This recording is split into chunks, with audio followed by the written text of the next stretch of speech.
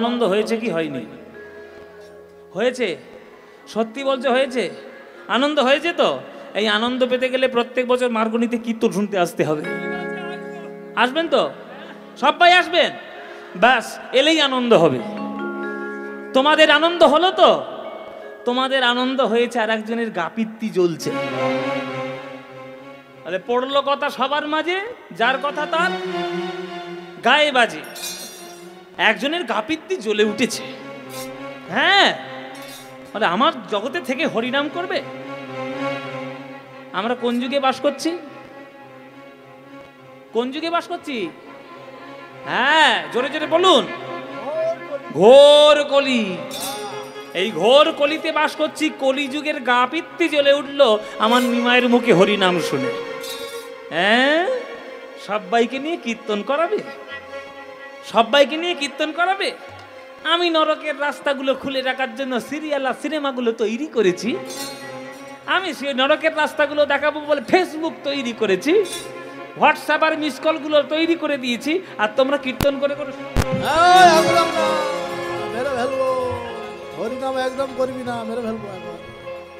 কৃষ্ণ নাম করা। আমার নাম কলিযুগ। ওই নিমাইকে আমি চোখের সামনে জন্মাতে দেখেছি, দেখে নেব নিমাই। হ্যাঁ, দেখি আজি বেরো গতি আমার কলিযুগ সুরপতি। দেখি আজি বেরো গতি কলিযুগ সুরপতি। কোপে তনু কম্পিত হইলা আজ অধর্মের ওই রাবতে, ওই কুমতি ইন্দ্রাণী সাথে। অধর্মের ওই রাবতে কুমতি ইন্দ্রাণী সাথে সসৈন্যেতে সাজি আসিল, সসৈন্যেতে সাজিয়া আসিল, সসৈন্যেতে সাজিয়া আসিল গো, সসৈন্যেতে সাজিয়া আসিল। কলিযুগে বাস করবে তুমি, মিস কল মারবে না। কলিযুগে বাস করবে তুমি, ওই ফেসবুক আর সিরিয়াল দেখবে না। কে আপন আর কে পর, গীতা এলএলবি, অনুরাগের ছোঁয়া, সব দেখবে, ফুলকি সব তৈরি করে রেখেছি নরককে নিয়ে যাওয়ার জন্য। বৌমার খাবারে বিষ মাখাবো কি করে, শাশুড়ির গলা টিপে মারবো কি করে, আর নায়ককে ধরে ধরে চারটে করে বিয়ে দেবো কি করে। সব নরকের রাস্তা ও সব আমি তৈরি করে রেখে দিয়েছি। ওই সব দেখবে না, হরি হরি করবে। দেখ, হরিনাম করবি না, মেরে ফেলবো। হরিনাম করবি না। কি মায়েরা, রাগ হবে কি না? কলিযুগ ছুটে আসছে নিমার সঙ্গে যুদ্ধ করবে বলে, তাই কলিযুগ শুরু করলো তার নিজের অস্ত্র প্রয়োগ। কিরকম শোনো, আমার হাতে 6টা বড় বড় অস্ত্র আছে। এই অস্ত্রগুলো যদি আমি মারি, কারোর ক্ষমতা নেই ওইটা রক্ষা করার। বাবা পরমাণু বোমা তুলেছে, সর্বনাশ। হ্যাঁ, এ কি হিরোশিমা নাগাসাকি পেয়েছে নাকি? বলে পরমাণু বোমা আছে, মারবো ধুম করে। অস্ত্র, কলিযুগের অস্ত্র কি? কাম মেঘ বরিশনে, ক্রোধ বজ্র নিক্ষেপণে। কাম মেঘ বরিশনে, ক্রোধ বজ্র নিক্ষেপণে। লোকের হইল বড় ডর রে, লোভ মোহ শিলাঘাতে, আর মাদ সরে যাবি ঝঞ্ঝাবাতে। লোভ মোহ শিলাঘাতে, মাত্র যাদি ঝঞ্ঝাবাতে। ধৈর্য ধর্ম উড়ে নিরন্তর, উড়ে গেল গো, উড়ে গেল গো।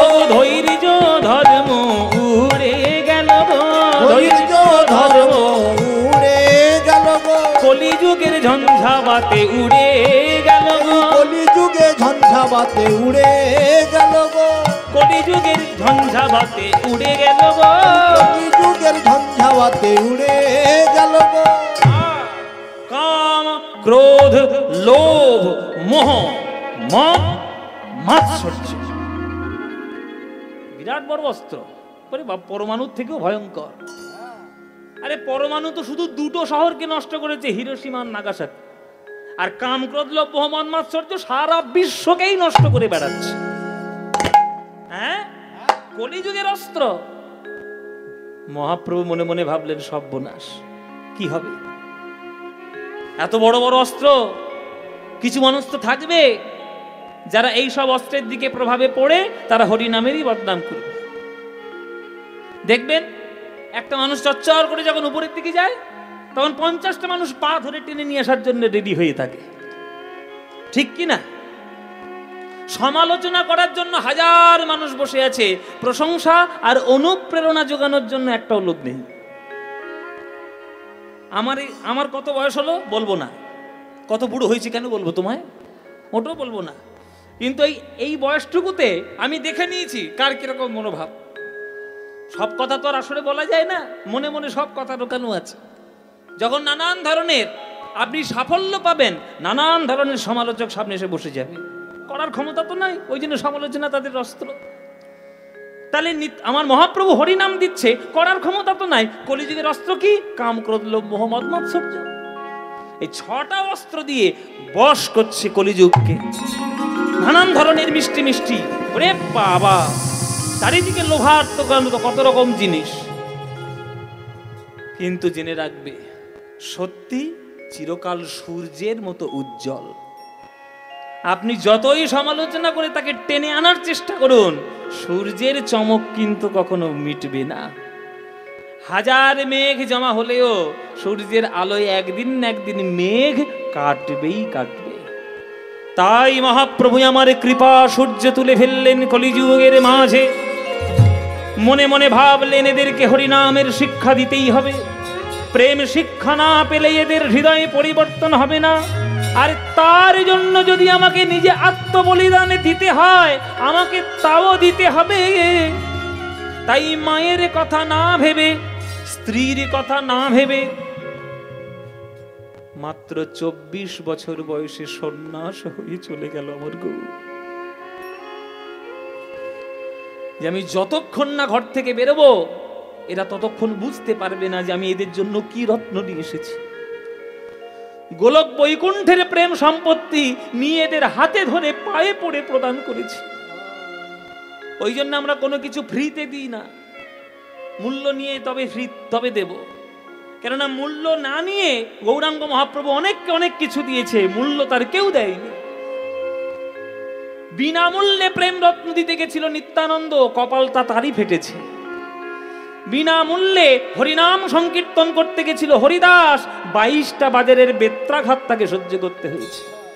তাই মহাপ্রভু বললেন যে আমি যতক্ষণ না নিজের আত্মবলিদান দেব, এরা বুঝবে না যে এদের জন্য কি নিয়ে এসেছি। তাই 24 বছর বয়সের যেই মাঘ মাস, তাহার শুক্ল পক্ষে প্রভু করিলেন সন্ন্যাস। সন্ন্যাস হয়ে যখন চলে গেল, নিজেকে যে আত্মবলিদান দিলেন যখন, তখন বুঝতে পারল, কলিযুগ বুঝিল কি রত্ন আমরা হারিয়ে ফেলেছি নদীয়ার থেকে।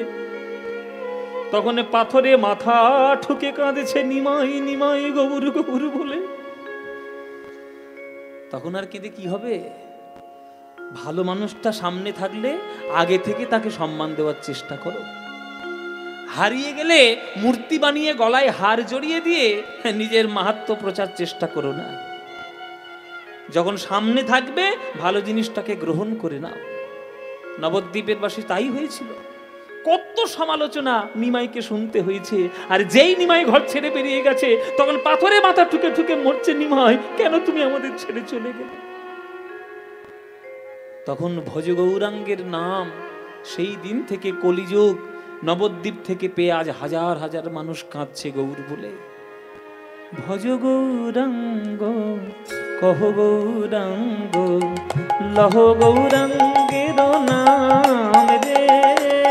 ভজ গৌরাঙ্গ নিতাই গৌর হরি বল, গৌর হরি লহ গৌরাঙ্গের নাম রে।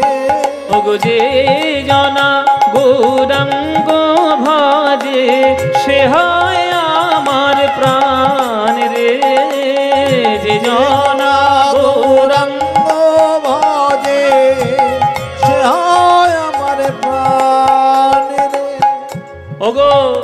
দিন গেলে হাগো রঙ্গ যে বলে একবার রে, দিন গেলে হাগো রঙ্গ যে বলে একবার রে, ওগো সেই জন আমার হয় আর আমি হই তার রে, সেই জন আমার হয় আর আমি হই তার রে।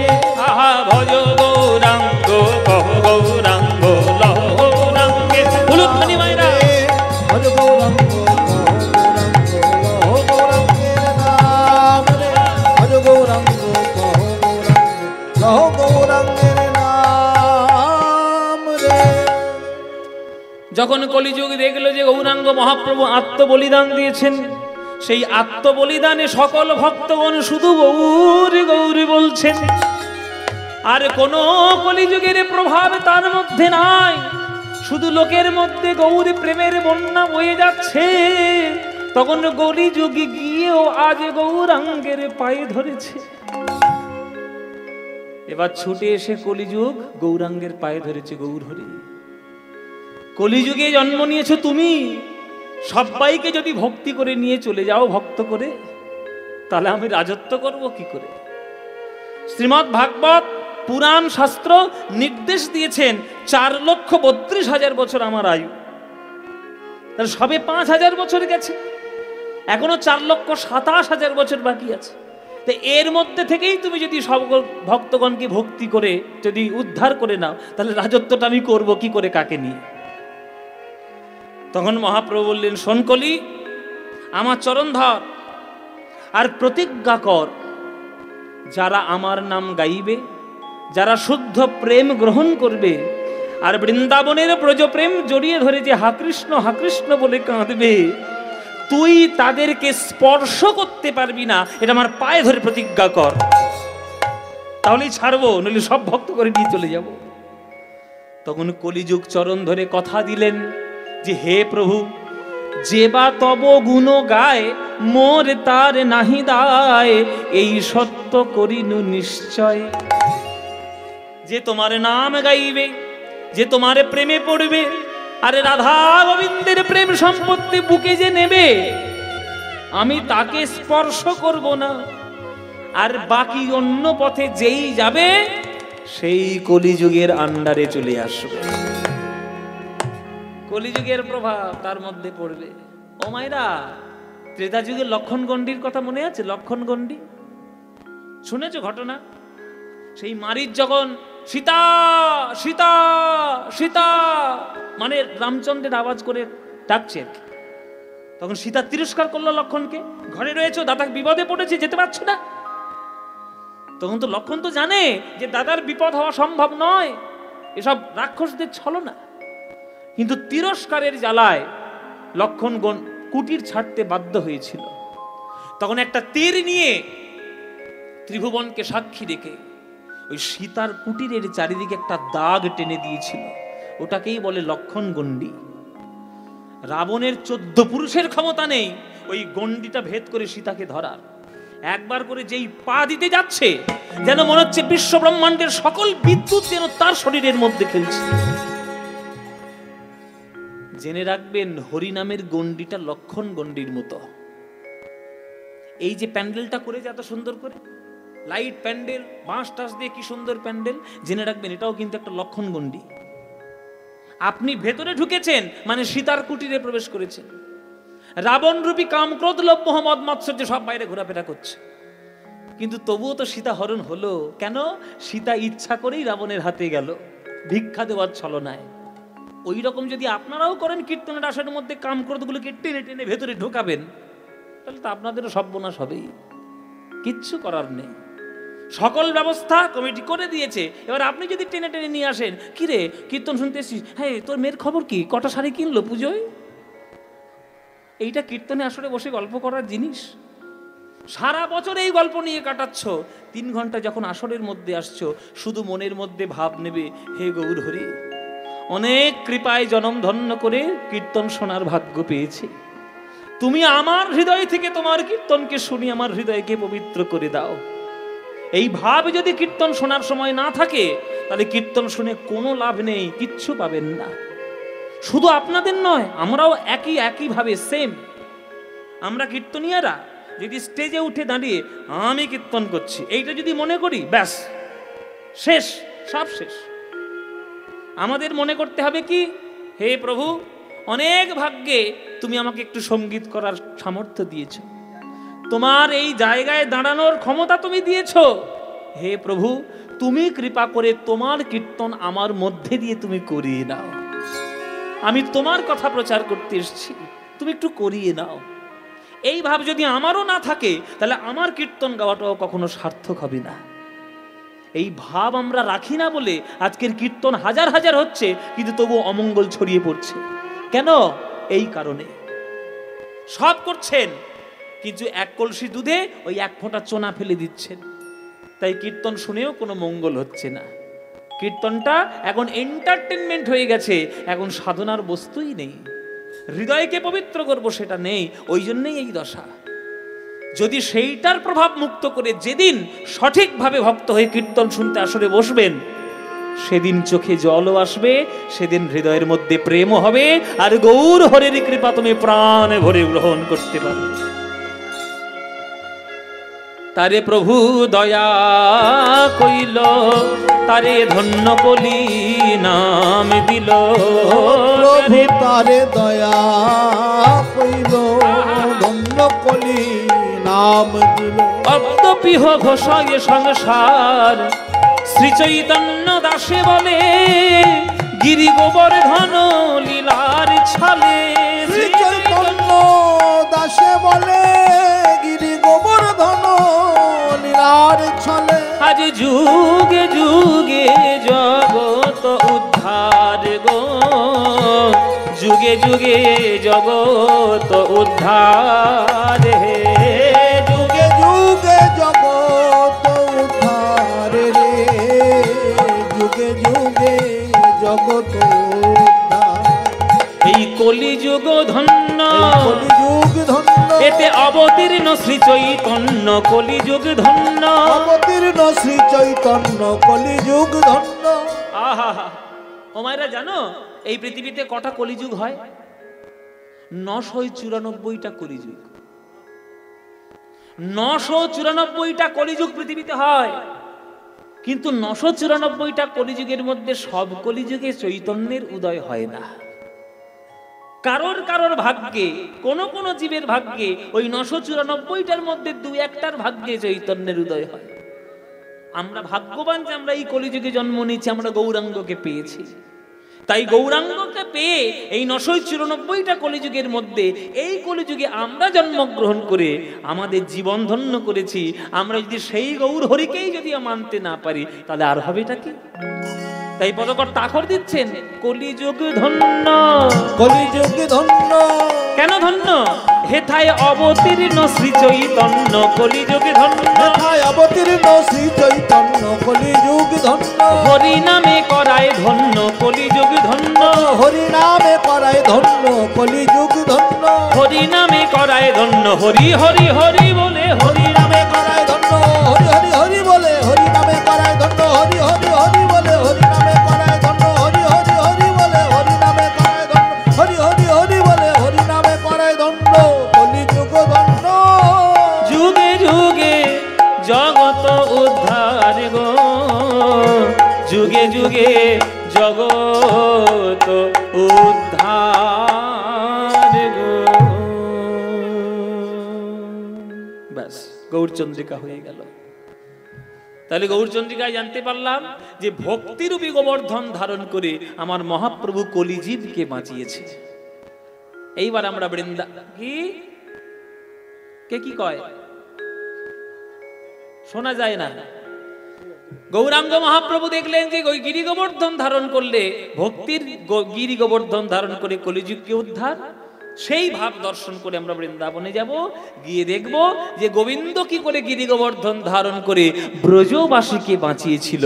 সেই ঘটনা, সেই লীলা দর্শনের জন্য বৃন্দাবনে যাব। চলো তাহলে সবাই মিলে একটু বৃন্দাবনে যাই। কারা কারা বৃন্দাবন গেছেন একটু হাত তুলুন দেখি। বৃন্দাবন কারা গেছেন? প্রায় সবাই তো। ও আমার সামনে, মুখের সামনে 50 কিলো লাইট দিয়েছে, দেখতেই পাচ্ছি নাকি হাত তুলছে। ও আচ্ছা, মোটামুটি সবাই গিয়েছেন। আচ্ছা, বৃন্দাবনে গেলে কি বলতে হয়? কেন কৃষ্ণ কৃষ্ণ বললে হবে না? শ্যাম শ্যাম শ্যাম বললে? হরি হরি কি বলতে হবে? রাধে রাধে। চিন্তা করুন রাধারানীর ক্ষমতা কতটুকু, কত বড় ক্ষমতা। দেখো, ভগবানকে পর্যন্ত বশীভূত করে নিয়েছে, বৃন্দাবনের মালিক হয়ে গেছে। বৃন্দাবনে রাধারানী যা বলবে কৃষ্ণ তাই শুনবে, কৃষ্ণ পর্যন্ত থরথর করে কাঁপে বাবুরি, রাধারানী বলেছে। কেননা নায়করা যতই হম্বিতম্বি করুক, নায়করা ভালো করেই হাড়ে হাড়ে টের পায় যে নায়িকার কাছে আমিও জব্দ। ঠিক কিনা মায়েরা? এই দিক দিয়ে কিন্তু মায়েদের একটা গর্ব আছে। হ্যাঁ, নায়ক যতই বলুক আমার কাছে সব জব্দ। আরে তোমরা তো সাধারণ নায়ক, জগতের সব থেকে শ্রেষ্ঠ নায়ক সে পর্যন্ত রাধারানীর কাছে জব্দ। তাই বৃন্দাবনে গেলে রাধে রাধে। চলো তাহলে সবাই মিলে যখন আমরা বৃন্দাবনে যাব, বৃন্দাবনের একটা গান গাইতে গাইতে আমরা বৃন্দাবনে যাব। কি গাইবো না বাদ দেবো? ডাইরেক্ট বৃন্দাবনে যাব, একটা গান গাইবো বৃন্দাবনে। চলুন সবাই মিলে আমরা এই গানটি শুনবো। বিখ্যাত একটি বাংলা গান বৃন্দাবনে যাওয়ার। আপনারা সবাই সেসব গান জানেন, মুখস্থ করা আপনাদের, কিন্তু তবুও নতুন করে একটু আমার সুর দিয়ে, আমার সুর মতো আমার কত করে আমি গাইছি। সবার আপনাদের প্রিয় গান, চলে রে আমার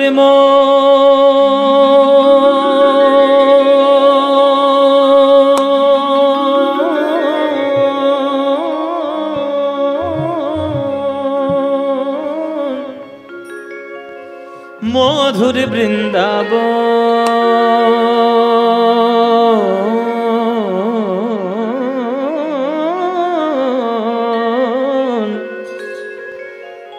যমুনা যমুনা পুলিনে যেথা মধুর বৃন্দাবন, চলে রে আমার উলুধ্বনি উলুধ্বনি মধুর বৃন্দাবন, যমুনা পুলিনে সেথা মধুর বৃন্দাবন, চলে রে আমার মধুর বৃন্দাবন, যমুনা পুলিনে সেথা মধুর বৃন্দাবন। মনরে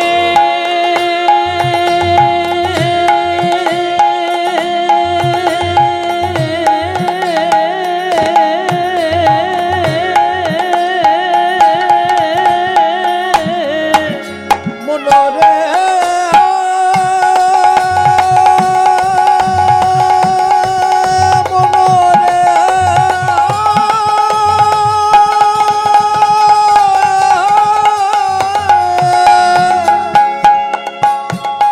মনরে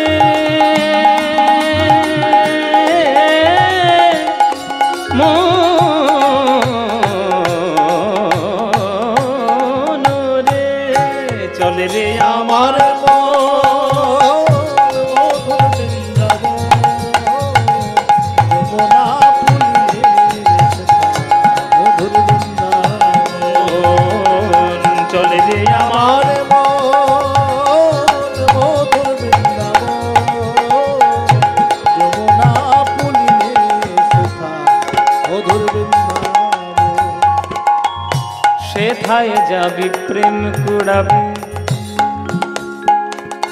পানি জামা গানে জানে নে যা যা দাদা নে বাবা দাদা গামাবা গামাবা গামাবা, সেথায় যাবি প্রেম কুড়াবি, মামা গানে জানে নে যা সারে নে যা ধানি ধানি ধানি বাদা মাপা নে ধানি বাদা মাপা গামা রে গামা পা রে গামা পা রে গামা পা।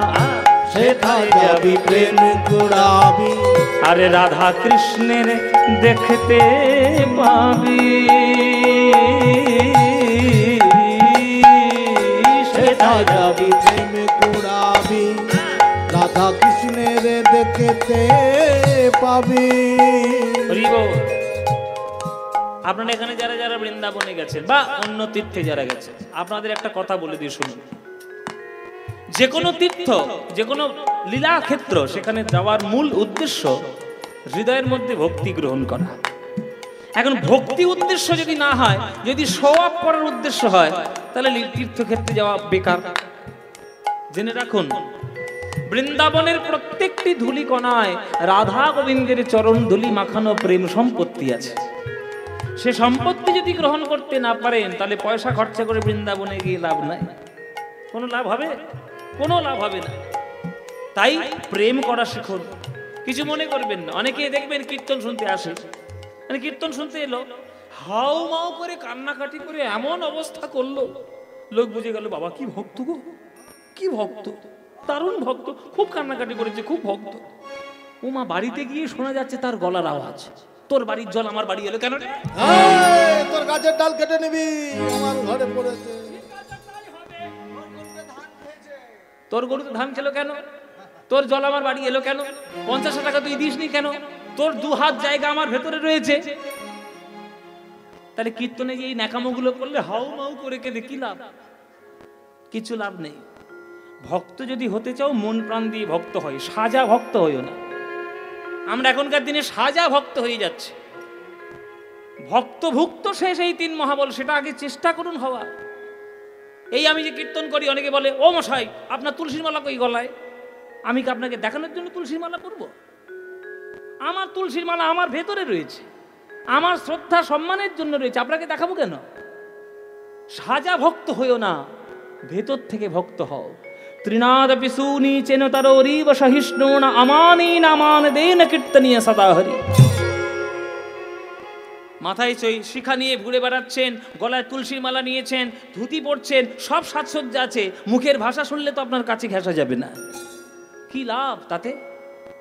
ভেতর থেকে ভক্ত হন। তাই বৃন্দাবনে এবার থেকে যখন বৃন্দাবনে যাবেন, চরণ ধুলোটা মানে বৃন্দাবনের ধুলো গায়ে মাখবেন, আর মনে মনে ভাববেন এটা ধুলো নয়, এটা রাধা গোবিন্দের কৃপা, রাধা গোবিন্দের প্রেম, আমার জনম জনমের সৌভাগ্য যে এই ধুলোটা আমার অঙ্গে পড়েছে। ওই জন্য আপনারা জানেন কিনা জানি না, যারা সত্যিকারের বাবাজি বৈষ্ণব হয় তারা বৃন্দাবনে গিয়ে শুধু ধুলো মাখে গায়। হ্যাঁ, ধুলি নয়, ধুলা নয়, ধুলি নয়, গোপী পদরেণু, এই পদরেণু মেখেছিল নন্দের বালা কালো। যে কৃষ্ণ গোপী পদ ধুলা মাখার জন্য গোপীদের চরণ ধরেছে, আর তুমি সেই বৃন্দাবনে গিয়ে নিজের আধিপত্য জাহির করছো? হবে না। প্রেম সেথায় যাবি, প্রেম কুড়াবি, আর রাধা কৃষ্ণের দেখতে পাবি। সেথায় যাবি, প্রেম কুড়াবি, রাধা কৃষ্ণের দেখতে পাবি। দেখবি কদম তলায় দাঁড়াগে আছে, উলুধ্বনি মায়েরা, কদম তলায় দাঁড়াগে আছে, কদম তলায় দাঁড়ায়ে আছে, কদম তলায় দাঁড়ায় আছে, কদম তলায় দাঁড়ায়ে আছে আমার রাধা মদন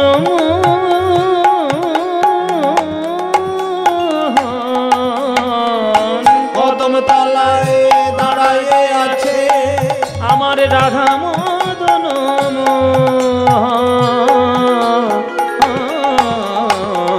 যমুনা পুলিনে যেথা বৃন্দাবন চলে রে আমার মন, মধুর বৃন্দাবন যমুনা পুলিনে সেথা মধুর বৃন্দাবন মনরে আমার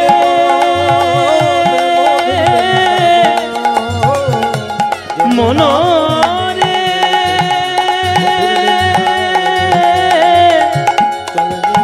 ওরে মনরে মনরে বৃন্দাবন বৃন্দাবন বৃন্দাবন বৃন্দাবন বৃন্দাবন বৃন্দাবন বৃন্দাবন বৃন্দাবন।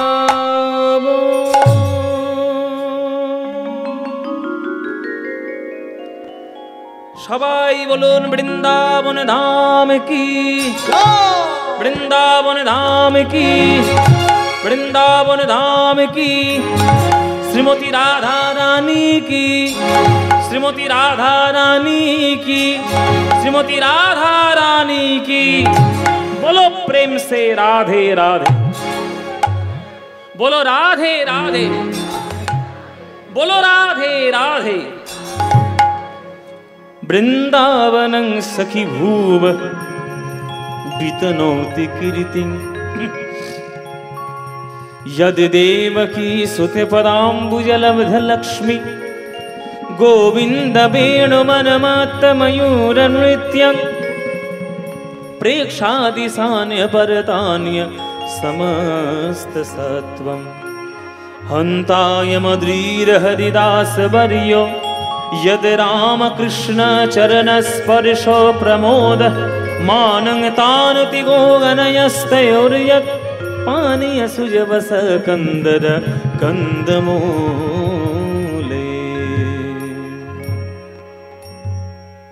সবাই আমরা এলাম মধুময় শ্রীধাম বৃন্দাবন। বৃন্দাবনে আজকে কৃষ্ণ খেলা করছে সখাদের সঙ্গে, ওই যমুনার পারে, ওই বংশী বটের তলায়। এই চল সবাই মিলে আমরা খেলা করবো আজকে। যখন সবাই মিলে খেলা করছে, আর কৃষ্ণের খেলা তো আপনারা সবাই জানেন যে কৃষ্ণ হচ্ছে জগতের সব থেকে বড় দুষ্টু ছেলে, ওর মতো দুষ্টু ছেলে কেউ হয় না। কিন্তু তবুও সকল রমণীর একটাই কামনা বাসনা, কৃষ্ণ যদি আমার ছেলে হতো। ঠিক কি না মায়েরা? এখানে যে কজন মা আছো বলো, তোমরা বুকে হাত রেখে বলো, কৃষ্ণকে ছেলে রূপে পাওয়ার ইচ্ছে হয় কি না? মায়েরা বলছে বাবা হয় তো বটে, কিন্তু পাবো কি আর আমাদের ভাগ্যে আছে? ভাগ্যে নাই গো ঘি, ঠক ঠকাইলে হবে কি? তা কৃষ্ণের মা তো আর আমরা হতে পারবো না। যশোমতীর ভাগ্যবতী, তিনি কৃষ্ণকে ছেলে রূপে পেয়েছেন। কৃষ্ণ আজকে খেলা করছে। এই সবাই মিলে খেলা করবো, চল সবাই মিলে খেলা করবো।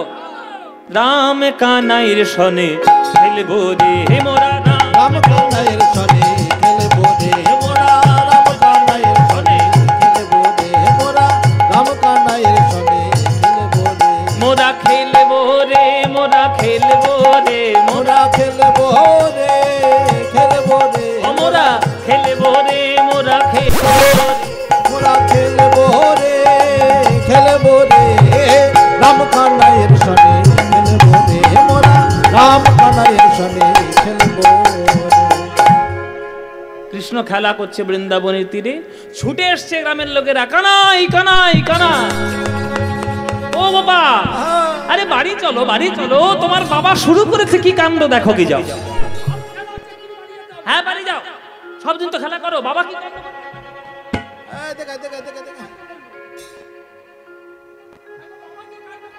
চলো তোমার বাবা কি কাণ্ড করেছে দেখো। নন্দ রাজা পুরো গ্রামকে ডেকেছে যে আমরা চাষা মানুষ, কৃষি গৌরক্ষ বাণিজ্যম বৈশ্যকর্ম স্বভাবজ। গীতায় কথা যে যারা বৈশ্য হবে, যারা ব্যবসাদার হবে, তাদের তিনটে কাজ। কৃষি মানে চাষবাস করা, গৌরক্ষা মানে গরু বাছুর পালন করা, গরু বাছুর, আর বাণিজ্য সেই চাল বা সেই চাষের জিনিসপত্র নিয়ে ব্যবসা করা। সমাজের চারটে স্তর খুব প্রয়োজন: ব্রাহ্মণ, ক্ষত্রিয়, বৈশ্য, শূদ্র। এই দর্শনগুলো আমরা বুঝি না বলেই আমাদের নিজেদের মধ্যে জাতিভেদ প্রথা সৃষ্টি হয়েছে। কিন্তু ব্রাহ্মণ শুধুমাত্র গলায় পইতে থাকলেই কি না, ব্রহ্মজ্ঞান যার হবে তিনি ব্রাহ্মণ। তিনি বুদ্ধি দেবেন, পড়াশোনা করবেন, জ্ঞান লাভ করবেন, দর্শন শেখাবেন, মানুষের বোধ বুদ্ধিগুলোকে উন্মোচন করবেন। তার জন্য ব্রাহ্মণের কার্য। তার জন্য ওই যে 9টা গুণ রয়েছে, সমদম তপ শৌচ ক্ষান্তি রাজ্যমেব চ জ্ঞান বিজ্ঞানম আস্তিক্যম ব্রহ্মকর্ম স্বভাবজ। তারপরে ক্ষত্রিয় রয়েছে, যারা দেশকে শাসন করবে, অন্যায় যারা করবে তাদেরকে শাস্তি দেবে, সুসজ্জিতভাবে দেশটিকে চালাবে। আর দেশ চালানোর জন্য বিরাট বড় একটা অর্থের প্রয়োজন, যে কাজটা করবে বৈশ্যরা। চাষবাস করবে, ব্যবসা করবে, গরু বাছুর পালন করবে। তা আমরা যখন চাষিবাসী লোক, আমরা যখন গোয়ালা লোক, ধান চাষ যদি আমরা করি, সেই চাষের জমি যদি ইন্দ্র দেবতা তার কোপ দৃষ্টি দিয়ে নষ্ট করে দেন, তাহলে আমাদের সর্বনাশ হয়ে যাবে। চলো আজকের এই শরৎকালে আমরা করব ইন্দ্র পূজার আয়োজন। ইন্দ্র পূজা, শরৎকাল ইন্দ্র পূজার আয়োজন হচ্ছে বৃন্দাবন ধামে। আপনারা সবাই জেনে রাখুন যে এখনকার দিনের পঞ্জিকা ভেবে কিন্তু আগেকার দিনের দিন নির্ণয় করবেন না। এখন আমাদের দিন শুরু হয় বা বছর শুরু হয় বৈশাখ মাস থেকে। আগেকার দিনে বৈশাখ মাস থেকে বছর শুরু হতো না, আগেকার দিনে অগ্রহায়ণ মাস থেকে বছর শুরু হতো। ওই জন্য নামটাই তার অগ্রহায়ণ। অগ্র মানে আগে, হায়ন মানে বৎসর। বছরের প্রথম মাসটার নাম অঘ্রাণ, সেই অঘ্রাণ মাস থেকে বছর শুরু হতো। আপনাদের এখানে নিশ্চয়ই এদিকেই হয়, আমাদের ওদিকটায় হয় না। আপনাদের এই অঘ্রাণ মাসে যখন ধান কাটা হয় তখন নবান্ন উৎসব হয় না? হয়তো নবান্ন। এই নবান্নটা কেন হয়? যে চাষটা আমরা বর্ষাকালে করেছি, যে তার নতুন ধান, ওই নতুন ধানটা আগে কেটে নিয়ে এসে সেটা গোবিন্দ সেবায় দেওয়া হবে, সমর্পণ করা হবে। গোবিন্দকে দেওয়া হলো, তারপরে আমাদের অধিকার হলো সেই অন্নে আমাদের গ্রহণ করার। সেই নবান্ন উৎসব আগেকার দিনে হতো। ওই জন্য অঘ্রাণ মাসটাই বছরের শুরুর মাস ছিল। তাই আগেকার দিনের ক্যালেন্ডার অনুসারে অঘ্রাণ পৌষ ছিল আমাদের হেমন্তকাল। হেমন্তকাল থেকে বছর শুরু হতো। অঘ্রাণ পৌষ হেমন্ত, মাঘ ফাল্গুন শীত, চৈত্র বৈশাখ বসন্ত। আপনারা ভুলে গেছেন, প্রকৃতি ভোলেনি। দেখবেন ফাল্গুন চৈত্র মাস আমরা বসন্ত বলি, কিন্তু চৈত্র বৈশাখ বসন্ত। ওই জন্য দেখবেন বৈশাখ মাসে শেষ হয়ে যাচ্ছে, কোকিল কিন্তু কুহু কুহু ডাক ছাড়ছে না, হয় কিনা? দেখবেন বৈশাখ মাসে শেষেও ডাকে, কেননা তারা তো পঞ্জিকা চেঞ্জ হয়েছে কিনা জানার দরকার নেই, তারা প্রকৃতির নিয়মে চলবে। ওই জন্য তারা বৈশাখ মাসেও কুহু কুহু ডাকে। জ্যৈষ্ঠ আষাঢ় ছিল আগেকার দিনে গ্রীষ্মকাল, শ্রাবণ ভাদ্র বর্ষাকাল, আর আশ্বিন আর কার্তিক ছিল আগেকার দিনের শরৎকাল। এই শরৎকালে আমাদের বাংলায় বর্তমানে সব থেকে বড় পুজো কি? দুর্গা পুজো। কিন্তু দুর্গা পুজোটা তো শরৎকালের পুজো নয়। অরিজিনাল দুর্গা পুজো শরৎকালে হয় না, অরিজিনাল দুর্গা পুজো হয় চৈত্র মাসে, যেটা আমরা বাসন্তী পুজো বলি। তাহলে আমরা কেন পুজো করি শরৎকালে? এটা শ্রী রামচন্দ্রের জন্য হয়েছে। রামচন্দ্র লঙ্কা বিজয় করবেন বলে অকাল সময়ে মাতৃ আরাধনা করে, অকাল বোধনের পুজো করে তবে তিনি মাতৃমূর্তি প্রতিষ্ঠা করেছিলেন। সেই পথের পথিক হয়ে আমরাও শরৎকালে বাঙালিরা দুর্গা পুজো করি। কিন্তু আগেকার দিনে শরৎকালে হতো ইন্দ্র পুজো। সেই ইন্দ্র পুজো আজকে নন্দরাজার পরিচালনায় হচ্ছে বৃন্দাবন ধামে। আপনারা প্রাণ ভরে একটু করজোরে, সবাই একটু বসুন করজোরে, আর প্রাণ ভরে যত জোর থাকবে আপনারা একটু উলুধ্বনি দেবেন। কেননা বৈদিক মন্ত্র আগেকার দিনে উচ্চারিত হয়ে তবেই জগতের শান্তি প্রতিষ্ঠা করা হতো। হ্যাঁ হ্যাঁ বাবা, বেশি উল্টো পাল্টা কিছু করা যাবে না। পণ্ডিত মশাই বসে রয়েছে, ভুল ধরবেন না বাবা। হ্যাঁ, এই পণ্ডিত মশাইকে আপনারা সবাই চেনেন, ছোড়াতে বাড়ি। আমার সঙ্গে একবারে পিতা পুত্রের সম্পর্ক, এখানে অনেকের সঙ্গেই তাই। হ্যাঁ, দুর্গাপুরে যারা রয়েছে, আমার জেঠু রয়েছে জসমির সিং, একদম ছেলে বাবার সম্পর্কের মতো। বহুদিন ধরে সব আলোচনা। কৃষ্ণাদি রয়েছে, আমার মাটা আজকে আসেনি, দুর্গাপুরের মা আছে, আজকে আসেনি শরীর খারাপ বলে। যাই হোক, আমার এখানে এত আত্মীয় পরিচিতি। হ্যাঁ, প্রাণ। আর এই যে আরেক ঠাকুমা নতুন হয়েছে আমার, এই যে নতুন ঠাকুমা বসে আছে। এরকম যে কত ঠাকুমার মা যে আমার সারা ভারতবর্ষে ঘুরে বেড়াচ্ছে তার ঠিক নেই। তা আপনারা সবাই মিলে একটু জগৎ শান্তির জন্য প্রাণ ভরে একটু উলুধ্বনি দেবেন। চলুন বৈদিক মন্ত্র নিয়ে আমরা একটু আস্বাদন করি। উলুধ্বনি মায়েরা, ও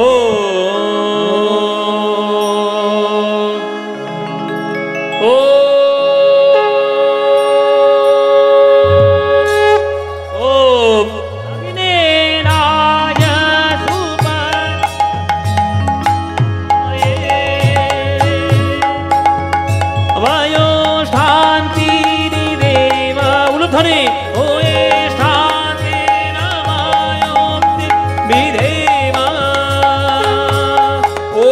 स्वस्ति न इंद्र वृद्धस्रवाः स्वस्ति न पूषा विश्ववेदाः स्वस्ति नस्तारक्षो अरिष्टनेमिः स्वस्ति न बृहस्पतिर्दधातु ओम संगच्छद्यं संगदद्यं संगमनान्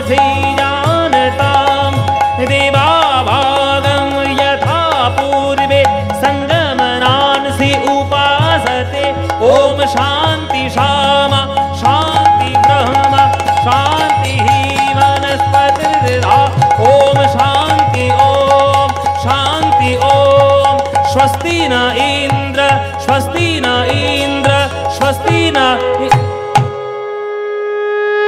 দাঁড়াও দাঁড়াও দাঁড়াও দাঁড়াও দাঁড়াও, অনেকগুলো ধ্বনি দিয়েছে আগে, দাঁড়াও। সব চুপ হয়ে গেছে। কি ব্যাপার? কে বাঁধাটা দিল? গোপাল দিয়েছে।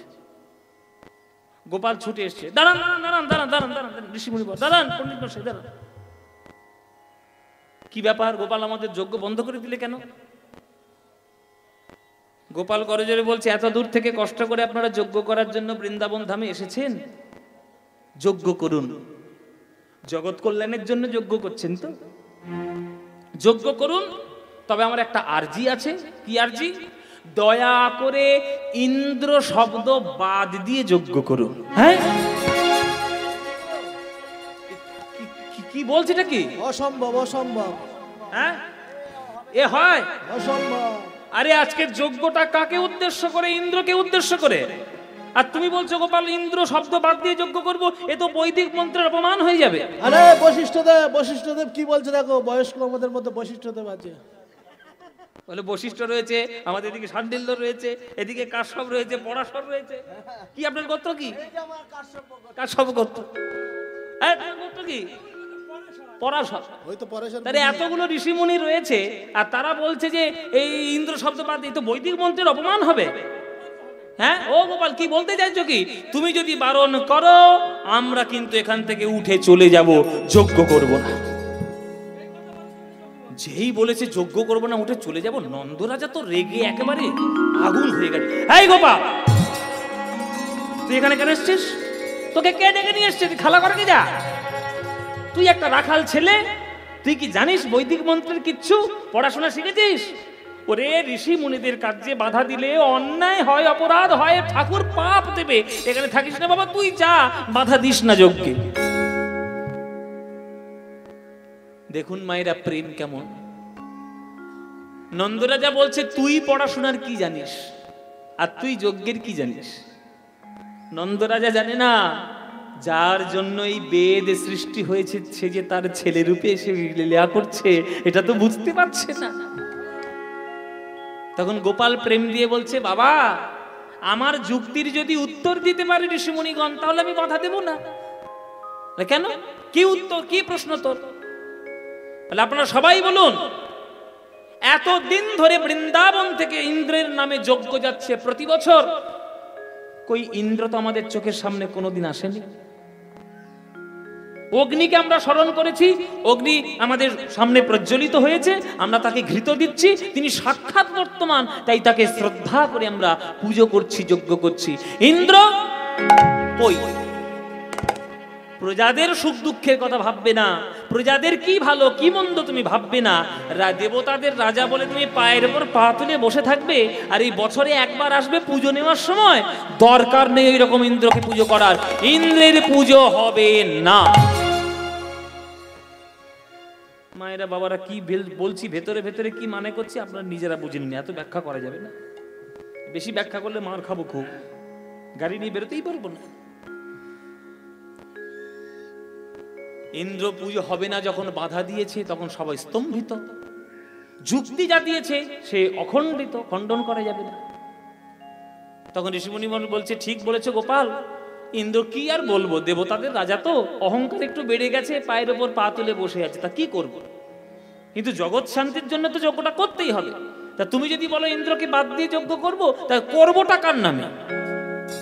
বলে শুনুন, জগতে দুই প্রকারের লোক রয়েছে, একটা বকবক বেশি করে কাজ কম করে, আর একটা কাজ বেশি করে কথা কম বলে।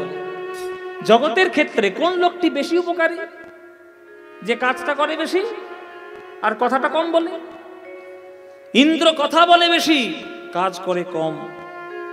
আর আমাদের চোখের সামনে একজন দাঁড়িয়ে রয়েছে যে কথা বলতে পারে না, চলতে পারে না, বলতে পারে না, নড়তে পারে না, কিন্তু বৃন্দাবনকে সেবা করতে সে কোনোদিন ভোলে না। কোনোদিন ভোলে না, চোখের সামনে দাঁড়িয়ে রয়েছে। কে কে আমাদের রক্ষা করছে? বলে দেখো, চোখের সামনে দাঁড়িয়ে রয়েছে গিরি গোবর্ধন। গিরি গোবর্ধন এমন এক পাহাড়, যার ছায়ায় আমরা থেকে মানুষ হয়েছি, কত কৃপা পাচ্ছি, ফল পাচ্ছি, ফুল পাচ্ছি, জল পাচ্ছি, রক্ষা পাচ্ছি, অথচ একটা দিনের জন্য তার চরণে কৃতজ্ঞতা জানাচ্ছি না। বাবা, যে অহংকারী ইন্দ্র পায়ের উপর পা তুলে জগতে বসে থাকে স্বর্গে, তাকে পুজো করব অহংকার দিয়ে? আমরা ভগবানকে পুজো করব কেন? ভয় করে না ভক্তি করে? ও মায়েরা, ভগবানকে আপনারা কি দিয়ে পুজো করেন? ভয় করে না ভক্তি করে? তাহলে ভক্তি করে, তাহলে যাকে ভক্তি করব তাকে দেখে ভয় পাবো কেন? ইন্দ্রকে দেখে ভয় পাবো না। কৃষ্ণ বলছে এই কথা, সকল ঋষি মুনিদের সামনে বলছে এই কথা, ব্রজবাসীদের সামনে বলছে এই কথা। শুধু ব্রজবাসীরা তো শুনছে না, সেখানে তো গোবর্ধনও দাঁড়িয়ে রয়েছে। গোবর্ধনে দাঁড়িয়ে বলছে, হে ভগবান, হে গোবিন্দ, হে মধুসূদন, হে আমার প্রাণের ঠাকুর, আমি একটা পাহাড়, পাহাড়ের প্রতি যদি তোমার এত দয়া হয়, তোমার জীব জগতে অন্যান্যদের প্রতি যা দয়া, সেই একই দয়া এই পাহাড়ের প্রতি। এ জন্মে পাহাড় হয়ে জন্ম নিয়েছি, নড়তে পারি না, বলতে পারি না, চলতে পারি না, কিন্তু কখনো যদি তুমি আমায় মানুষ করে জন্ম দাও, তাহলে সেই দিনে আমি আমার মনের মতো তোমার চরণে ধরে সেবা করব। হৃদি বৃন্দাবনে বাস, হৃদি বৃন্দাবনে বাস, হৃদি বৃন্দাবনে বাস। ধরে নিতাই গৌর হরি গো। হৃদি বৃন্দাবনে বাস। ওগো যদি করো কমলাপতি, ওহে ভক্তি প্রিয় আমার, আমার ভক্তি হবে রাধা সতী। হৃদি বৃন্দাবনে বাস, হৃদি বৃন্দাবনে বাস। যদি করো কমলাপতি, ওহে ভক্ত প্রিয় আমার, ভক্তি হবে রাধা সতী। হৃদি বৃন্দাবনে বাস, হৃদি বৃন্দাবনে বাস। আস্তে মায়েরা, কথা নয়। হৃদি বৃন্দাবনে বাস, যদি করো কমলাপতি, ওহে ভক্তি প্রিয় আমার, আমার ভক্তি হবে রাধা সতী। আমার হৃদয়টাকেই বৃন্দাবন বানিয়েছি তোমার চরণকে স্পর্শ করবে বলে। তুমি যদি তোমার শ্রীচরণের ছায়া যদি আমার হৃদয়ে রাখতে পারো, সেই দিন পাথর থেকে মানুষ হয়ে তোমার চরণ ধরে সেবা করব। গোবিন্দ বলছে কেমন করে সেবা করবে? আমার মন রূপ যমুনা কুলে, আশা বংশী বটমূলে, মন রূপ যমুনা, হৃদি বৃন্দাবনে বাস, হৃদি বৃন্দাবনে বাস। এই হচ্ছে আজকের গোবর্ধনের মনের কথা, যে এই জন্মে আমাকে পাহাড় করে জন্ম দিয়েছো, আমাকে সামনের জন্মে মানুষ করে জন্ম দিও। আচ্ছা, আপনাদের একটা সূচনার্থে একটা কথা বলে রাখি। এই যে পণ্ডিত মশাই বসে রয়েছেন, এনার আসর ছোড়া বোপদেব চতুষ্পাঠীর উদ্যোগে মহতী হরিসভা 12ই মাঘ থেকে 17ই মাঘ পর্যন্ত চলবে। 12ই মাঘ থেকে 17ই মাঘ, তার মধ্যে 14ই মাঘ আমি আসব ওখানে। আপনারা এইখানকার সকল ভক্তবৃন্দ ওখানে যান, আমি আগেও দেখেছি, এবছরেও যাবেন সেখানে কীর্তন শুনতে। তাই আপনাদের মতো অনুরাগী ভক্তবৃন্দ সেখানে গেলে আসরের পরিধি আরো অনেক বেড়ে উঠবে। জয় নিতাই। হ্যাঁ, ও চরণ মহাপ্রভু চরণ পাদুকাও সেখানে আসছে। হ্যাঁ, কত তারিখ আসছে? 13 তারিখ আসছে। 13 তারিখে মহাপ্রভুর 16 তারিখ পর্যন্ত থাকবে মহাপ্রভুর চরণ পাদুকা। আপনারা যারা দর্শন করতে চান চলে যাবেন ছোড়া গ্রামে কীর্তন শোনার জন্য। জয় নিতাই। এই হচ্ছে গিরি গোবর্ধনের মনের কথা, যে আমি মানুষ হয়ে যেদিন জন্ম নেব আমার মনের কথা আমি তোমার চরণ ধরেই বলবো। হ্যাঁ, তখন নন্দরাজা বলছে, শোন গোপাল, একটা পাহাড়কে কেউ কখনো আজ পর্যন্ত পুজো করেছে? তুই একটা পাহাড়ের পুজো করার উপদেশ দিচ্ছিস। তখন বলছে যে কে বলেছে ওই গিরি গোবর্ধন একটা সাধারণ পাহাড়? ও সাধারণ পাহাড় নয়, সাধারণ পাহাড় মোটেও নয়। ওর জন্ম কোনো সাধারণভাবে এই জগতে হয়নি। গিরি গোবর্ধনের জন্ম কিভাবে? গিরি গোবর্ধনের প্রথম জন্ম বৃন্দাবন নয়, গিরি গোবর্ধনের জন্ম হলো গোলক বৈকুণ্ঠ ধামে তার জন্মস্থান।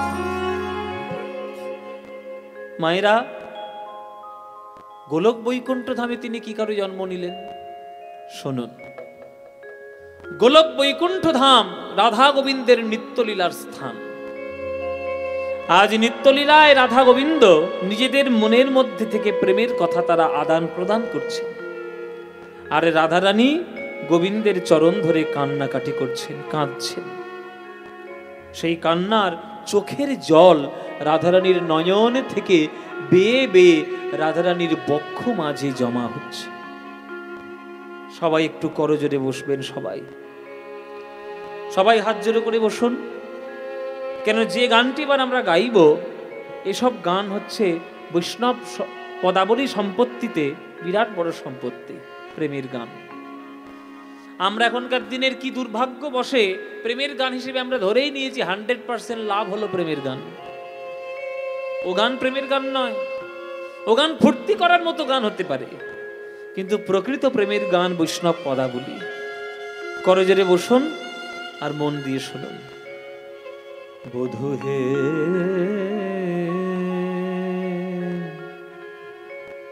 আমার বধূ, জয় নিতাই। মায়েরা, এই গানটি যখন শুনবেন মনে মনে নিজেকে ভাববেন যে আপনিই হলেন রাধারানী। আপনি যদি রাধারানী হতেন আর আপনার সামনে যদি গোবিন্দ দাঁড়াতেন, তাহলে আপনার ভাব কেমন হতো? কেমন করে আপনি গোবিন্দকে প্রেম দিয়ে বাঁধিয়ে নিতেন? সেই গান এ গান। করজোড়ে মন দিয়ে শুনুন। বধূ হে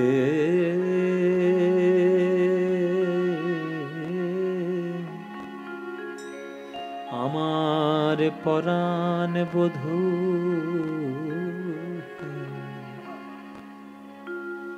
বধূ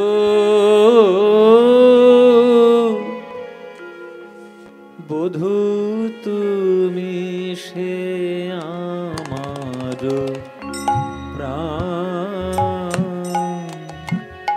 বধূ তুমি সে আমার প্রাণ, তুমি সে আমার প্রাণ, বধূ তুমি সে আমার প্রাণ।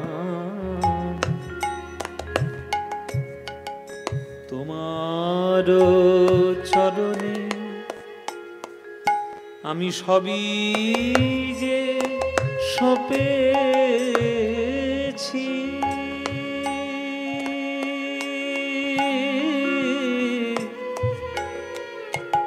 বধূ তোমার চরণে সবই যে সপেছি, কুলশীল জাতিমান হে, বধূ তুমি সে আমার প্রাণ, বধূ তুমি সে আমার প্রাণ। হরি বল। বধূ তোমায় ভালোবেসে আমার কি হয়েছে জানো? অনেক কিছু লাভ করেছি, মন প্রাণ দিয়ে ভালোবেসেছি, কিন্তু লাভ আমার কি হয়েছে জানো? অনেক কিছু। কি লাভ হয়েছে? অবজ্ঞা, কলঙ্ক, সমাজের বদনাম, সবকিছু অলংকার রূপে আমি পেয়েছি আমার হৃদয়ে। তাই আমার হৃদয়টা প্রেম দিয়ে পূর্ণ করে সকল কিছু তোমার চরণে দিলাম। তার জন্য যদি বদনাম নিতে হয় হবে। কি পেয়েছি জানো বধূ তোমায় ভালোবেসে? ওগো কলঙ্কি বলিয়া ডাকে সব লোকে, কলঙ্কি বলিয়া ডাকে সব লোকে, আমার তাহাতে নাই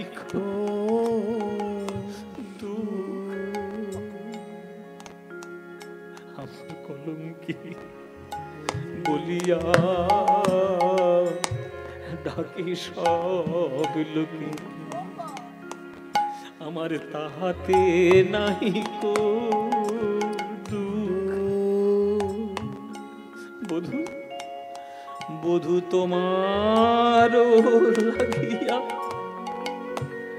কলঙ্কের হার গলায় পরিতে বধূ তোমার লাগিয়া কলঙ্কের গলায় বাঁধিতে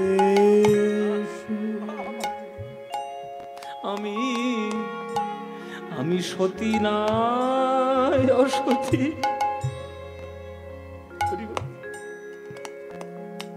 আমি সতী না অসতী,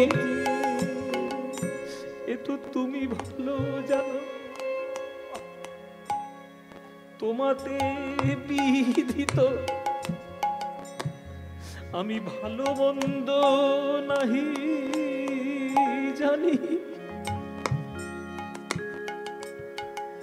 আমি সতী নাই অসতী, এ তো তোমাতে বিধিত ভালো মন্দ নাহি জানি।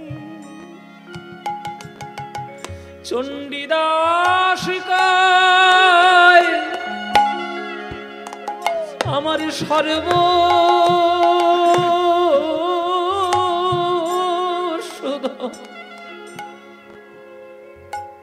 বধূ তোমার ওই চরণ দুখানি, আমার চণ্ডীদাসিকায় সর্বশোধ তোমার চরণ দুখানি, তোমার চরণ ছাড়া কিছু জানি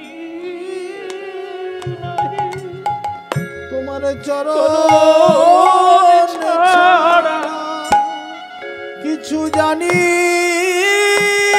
না। ওগো জনম জনমের গতি, তোমার চরণ ছাড়া কিছু জানি না। আমার জনমের গতি, আমি হলাম ভিখারিনী, আমি পাগলিনী, তোমার চরণ ছাড়া গতি নাই, আমি চরণ ছাড়া কিছু জানি না। ওগো জনম জনম চরণ ছাড়া কিছু জানি না হে, জনম জনমের গতি। আমি চরণ ছাড়া কিছু জানি না হে, ওই ব্রজের ধুলাই গড়া গড়ি চরণ ধুলা জানি না হে। ব্রজের ধুলায় গড়া হরি গড়ি, হরি বল, হরি হরি বল। ব্রজের ধুলায় গড়া গড়ি চরণ ছাড়া জানি না। চণ্ডীদাস গায় সর্বস্ব ধন, তোমারই চরণ খানি। চণ্ডীদাস দাস কয় সর্বস্ব ধন, চরণ দুকারি।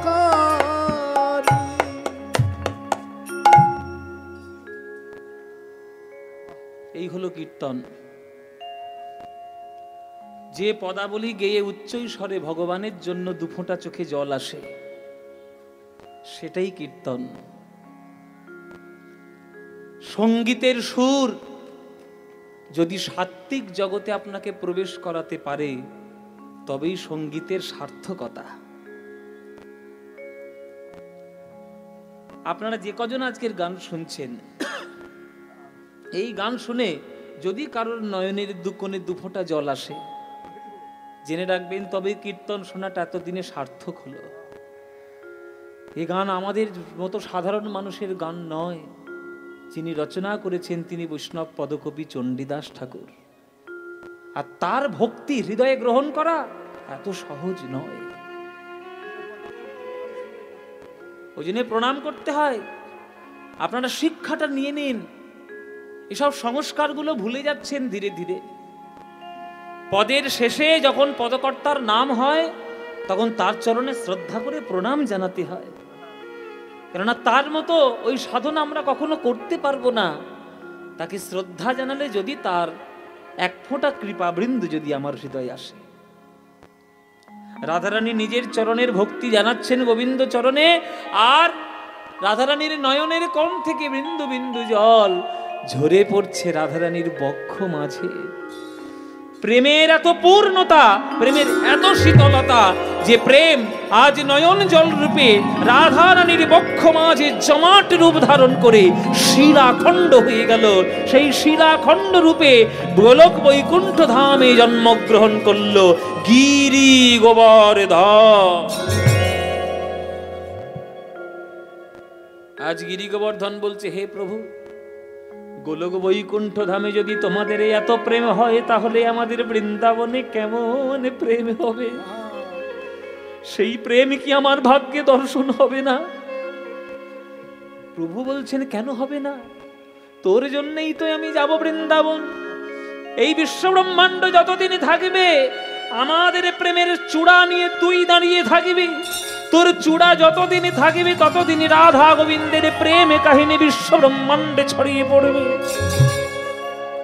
শোন গোবর্ধন, ত্রেতা যুগের শেষ লগ্নে তুই জন্মগ্রহণ করবি দ্রোণ পর্বতের ঘরে। তারপরে কালের গতিতে তুই যাবি বৃন্দাবনে। আরে বৃন্দাবনে গিয়ে আমাদের লীলা দর্শন করবি। আরে বিশ্ব ব্রহ্মাণ্ড যতদিন থাকবে, শিলাখণ্ড রূপে চূড়া হয়ে বৃন্দাবনের মহিমা বর্ণন করবি। যা, জন্ম নে দ্রোণ পর্বতের ঘরে। দ্রোণ পর্বতের ঘরে প্রথম জন্ম নিল ওই গোবর্ধন আমাদের পৃথিবীতে।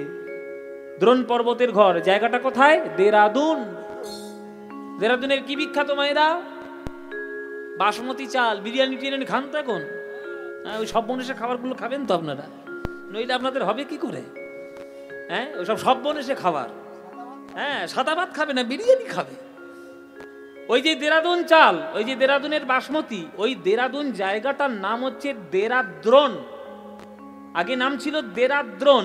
হিন্দিতে দেরা বা ডেরা শব্দের অর্থ হচ্ছে বাসা বা ঘর। বলে না, তোমারা ডেরা কাহা পর লাগা হুয়া है, বলে না, এই ডেরা। এই দেরাদ্রোণ থেকে হয়েছে দেরাদুন। এই দেরাদুন মানে দ্রোণাচল পর্বতের জায়গা, ওই দ্রোণ পর্বতের ঘরে প্রথম জন্ম নিল গোবর্ধন। যেই জন্মগ্রহণ করলেন ভগবান শ্রীবিষ্ণু আজ দর্শন দিলেন পুলস্ত ঋষিকে। সপ্ত ঋষির এক ঋষি পুলস্ত ঋষি। পুলস্ত প্রভু, আজ্ঞা প্রভু, যাও তীর্থ দর্শনে বেরিয়ে যাও। বেশ প্রভু, আজ্ঞা দিচ্ছ যখন বেরিয়ে পড়ি। দাঁড়াও, বেরিয়ে পড়ি মানে একা একা কোথায় যাচ্ছ? বলে তার কোথায়, কাকে সঙ্গে নিয়ে যাব? বলে ভক্ত সঙ্গ ছাড়া তীর্থ হয় না, ভক্ত সঙ্গে তীর্থে যাও। অভক্তদের সঙ্গে নিয়ে তীর্থে যাবে না, ভক্ত সঙ্গে যাবে। হ্যাঁ, যাও, ওই গোবর্ধন ওকে নিয়ে তুমি